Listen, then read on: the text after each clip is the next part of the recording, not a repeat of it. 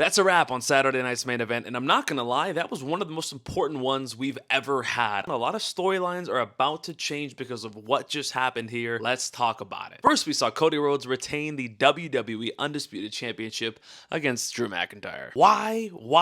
I understand long-term storytelling, and I know Cody Rhodes is the quarterback of the WWE, but when the hell is Drew McIntyre gonna get his time to shine? He's been involved in so many incredible feuds, and he's been so great, so why is the WWE scared of letting him, the best heel we have, run the show? Even for just a few months till the Royal Rumble, where I could see him losing to Randy Orton or even Cody Rhodes so they can start that feud to Mania. I don't know, man. I think Cody Rhodes is incredible. He's friggin' awesome. But I gotta be honest, I'm just a little bit uninterested in him being the WWE champion right now. I feel like they're trying to go with the Roman Reigns route, with Cody Rhodes being on top for so long, but that run was so different. That run was something special. Roman had the ever-evolving bloodline storyline that always kept things interesting. While Cody being champ still kind of feels like he's trying to prove himself to the WWE universe and to all the people that are coming after him. And maybe this is a different conversation, but I think Cody Rhodes really needs a big storyline attached to him, because once he finished the story, what else was there for him to do? As for Drew McIntyre, I have no idea where he goes from here. If they run it back for a fourth time with Cody Rhodes, it needs to be a triple threat, and that needs to be where Randy Orton turns heel and attacks Cody Rhodes, costs him the championship, let Drew be the champion for a little while, and then maybe at the Rumble, Randy Orton can go beat Drew for it, and then you run Cody and Randy at Mania. I like that. Anyways, I predicted Cody Rhodes to be a bit more Homelander in this match, and he definitely was. I predicted him to retain,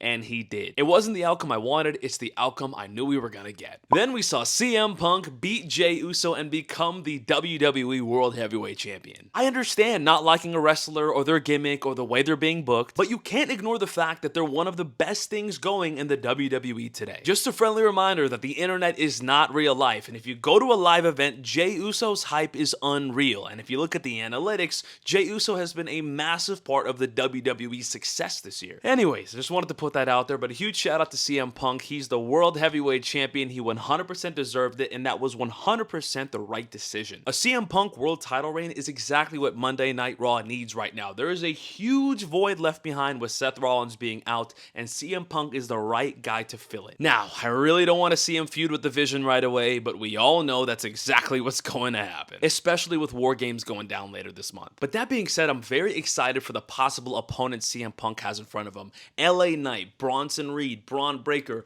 Roman Reigns, Jimmy Uso, and heck, maybe even Drew McIntyre at this point, because Drew McIntyre doesn't seem to have a shot against Cody. There's definitely a lot to be excited about if you're a CM Punk fan. But as for Jey, I don't know, man. Does he have to turn heel at this point? I don't want to see that personally, and I don't think the WWE wants that either. But there's got to be something else for him to do right now. I don't want to see him go right back to butting heads with Jimmy Uso and feuding with the Vision. But again, with War Games around the corner, I think that's exactly what's going to happen. Anyways, I predicted CM Punk to win this match, and he did. I'm excited for the future of Monday Night Raw. Then we saw Jade Cargill squash Tiffany Stratton and become the WWE Women's Champion. That was perfect. Straight up domination was what we needed from Jade Cargill. Now SmackDown has a big heel in general, but specifically in the women's division. Someone who's going to be feared and someone who's going to clean house for the next couple of months. I know she doesn't have a ton of feud possibilities in front of her, but it's going to be a fun little run with the likes of Chelsea Green, Zelina, Bianca Belair at some point, hopefully, but also NXT call-ups. I think right now is a great time for Jordynne Grace to be called up to the main roster. I feel like she's been ready, and I feel like she could be the babyface to fill the void of Tiffany Stratton, who I think is going to take some time off. Whoever it is, it's going to be new and refreshing, and I'm excited. To me, Jade Cargill is an incredibly natural heel. She's got the look, the build, the attitude. This makes all the sense in the world for her, and I feel like this should have happened a long time ago. Now, as for Tiffany, I predicted she was going to lose, and I predicted she would take some time off. I would like to see her lay low for a while until War Games or maybe even the Rumble. Again, if and only if they can fill the void for her on SmackDown, because SmackDown's women's division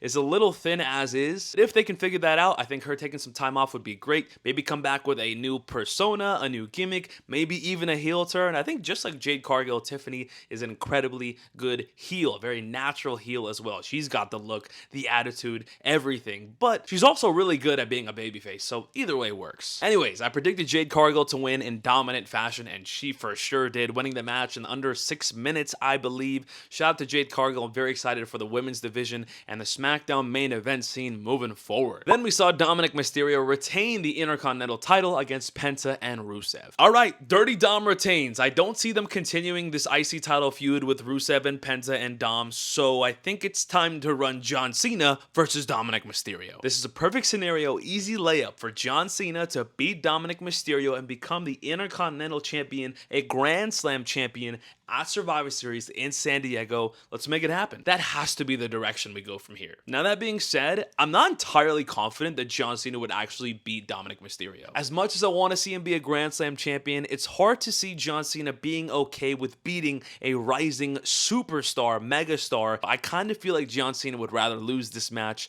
and if that happens, I guess I'm okay with it, as long as we get to see it. I guess we'll have to wait and see, but anyways, this match was really fun, and let me say that this run with Rusev chasing the IC title has really won me over, because when he debuted in the WWE, I was excited, and that excitement quickly faded away, and I was like, I'm not too interested in this guy right now. But with this whole IC title run, I actually am very interested to see what's next for Rusev. I assume he's going to continue feuding for a title of some capacity. I would like to see him step up to the main event picture. I 100% think he's going to be a part of the John Cena's Farewell Tour tournament. We'll see about that. As for Penta, I think he's championship ready. If he won the title tomorrow, everybody would be okay with it. At WrestleMania 42 or by WrestleMania 42, he will have gold on his belt, and I also think he will 100% be a part of the maybe not 100%, but I think he has a really good chance of being a part of that John Cena tournament too. And as for Dominik Mysterio, I think that this IC title run has 100% stamped him as one of WWE's top stars. And I'm talking top 20 talents in the entire company. He's incredibly over, and week after week, his matches have become must watch. The shenanigans he pulls are super creative. They're super entertaining. I love it. I did predict Dirty Dom to retain the IC title, and he did. So let's not overthink it. Let's run Dirty Dominik Mysterio and John Cena for the IC title at Survivor Series. Thank you very much. Let me know in the comments down below what you guys thought about Saturday night's main event, my predictions, my analysis, and the matches, of course. I think we went 4 for 4, which is pretty nice. You'd love to see that. If you guys enjoyed this content, make sure to leave a like and subscribe, and follow me at GillyMania on all social platforms, and I'll see you guys in the next one. Deuces.